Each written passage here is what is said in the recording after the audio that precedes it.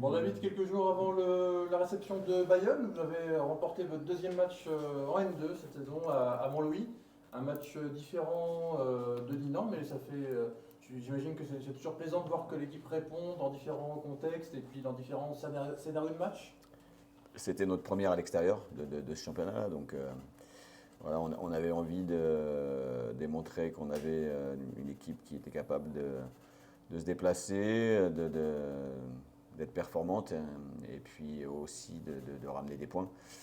On en a pris 3. Ça n'a pas été un match simple. Montlouis a eu quelques temps forts qu'on aurait quelquefois pu mieux maîtriser, notamment la gestion de la profondeur. Mais après, nous aussi, on a eu les nôtres et on aurait pu, en étant un peu plus efficace, marquer un peu plus de buts. Donc c'était plutôt une bonne perf à l'extérieur qui nous permet de continuer de marquer des points et ça, c'est important. Alors c'est toujours le cas que c'est toujours compliqué d'affronter des promus sur ton début de saison. C'est souvent des équipes qui surfent sur leur bonne dynamique de leur montée.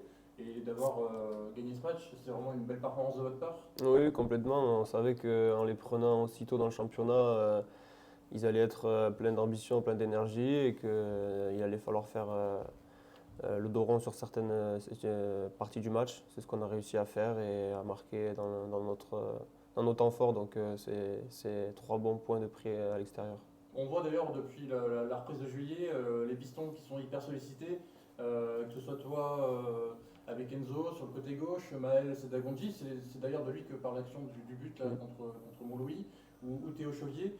Le jeu d'Angoulême penche beaucoup sur les côtés cette saison, pour l'instant en tout cas. J'imagine que pour vous, c'est sympa d'être mis autant à contribution. Oui, on a les tâches défensives auxquelles on est déjà bien occupé. Et puis après, quand on a l'opportunité de bien avancer, de faire avancer le jeu, de participer, on le fait. Donc selon les situations de match, le jeu passe beaucoup par nous. Donc on en profite pour essayer d'amener du surnombre, quoi. Et puis le point commun de ces deux victoires, c'est que vous avez pris 0 but. 2 clean sheets. Donc c'était arrivé que sur 2 matchs en préparation, sur les 6 que vous avez joués, si je dis pas de bêtises. Comment tu expliques est-ce que c'est le mode compétition qui se transfigure un peu l'équipe parce que 2 clean sheets pour commencer, ça rend positif. Ouais, c'est bien. On a eu Alex Mignonneau qui a été plutôt performant, la ligne défensive aussi, et puis après tout le monde a participé. On a un bloc équipe qui est cohérent, avec tous les mecs qui participent à la récupération du ballon, donc ça aide. Durant les matchs de préparation, comme leur nom l'indique, on était aussi en préparation. Il a fallu aussi intégrer quelques nouveaux défenseurs, mais dans l'ensemble, là, c'est plutôt bien ce qu'on fait à ce niveau-là, même si, encore une fois, on est encore perfectible. Parce que sur certaines situations, notamment contre Montlouis, un peu moins contre Dinan, mais notamment contre Montlouis, on a laissé les adversaires rentrer dans notre surface de réparation et se créer des situations qu'on peut éviter, même si ça a permis à Alexis, encore une fois, de faire notamment un bel arrêt sur une des situations. Et puis, ce qui est intéressant, c'est que vous avez joué aussi à 3 derrière et à 4. Je sais que tu n'es pas forcément attaché au système, mais plus à l'animation que le staff ou que les joueurs peuvent apporter. Mais c'est intéressant finalement d'être un peu en mode caméléon, de changer de système, mais de rester performant. C'est parce qu'on a des joueurs intelligents.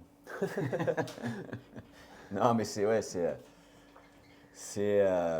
une des choses que j'aime bien dans les joueurs qu'on comprend et dans ce qu'on peut proposer sur le terrain, c'est qu'on ne soit pas prévisible.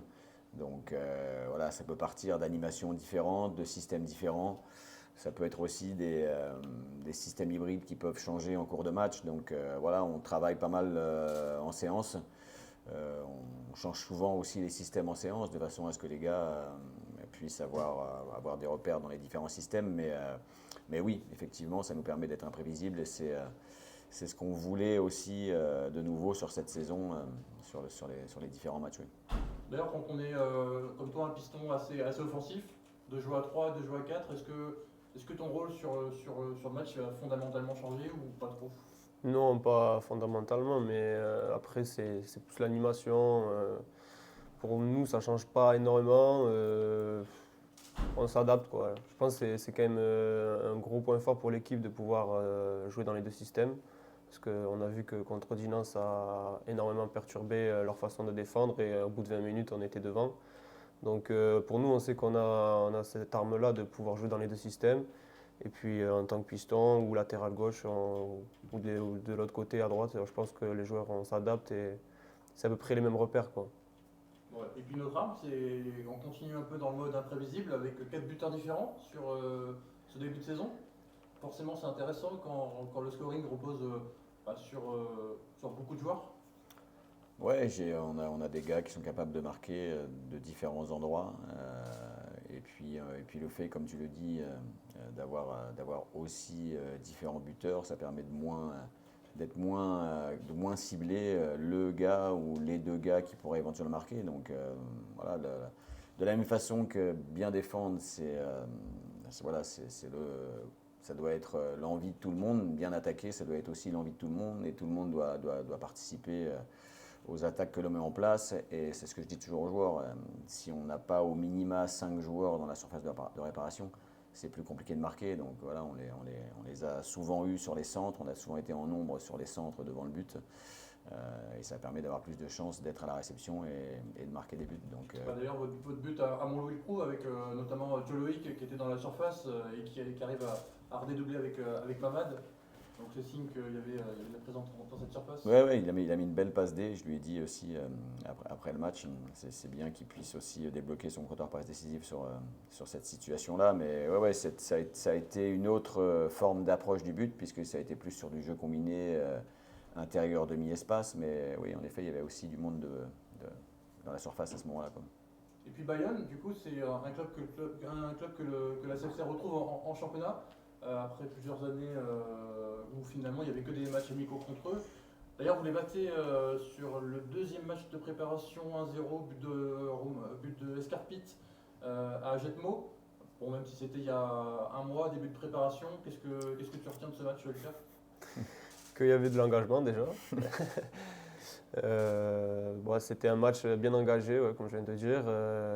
C'est une belle équipe et faudra s'attendre déjà à ça, quoi, à répondre présent dans l'intensité, dans les duels que eux ils vont aussi vouloir nous imposer. Et puis après, on a eu le temps de bien progresser depuis, eux aussi. Leur équipe se dessine depuis le début du championnat. On a pu travailler là-dessus depuis le début de la semaine. Donc ce sera quand même un match différent de celui d'Ajetmo, puisque là, il y a 3 points en jeu, quoi. Ouais, tout à fait. Et puis ce match va avoir lieu le jeudi soir. J'imagine que ça change drastiquement la semaine de travail. Ouais, il a fallu qu'on s'adapte, mais bon, voilà, on est aussi capable de pouvoir préparer l'équipe dans ce temps-là déterminé. Ce ne sera pas une excuse en tout cas à l'issue du match. Tout le monde aime jouer. Si on pouvait jouer tous les 3 jours, tout le monde serait encore plus content parce que c'est ce qu'on kiffe le plus dans le foot. Après là, on va rencontrer vraiment une belle équipe. C'est ce que je disais ce matin.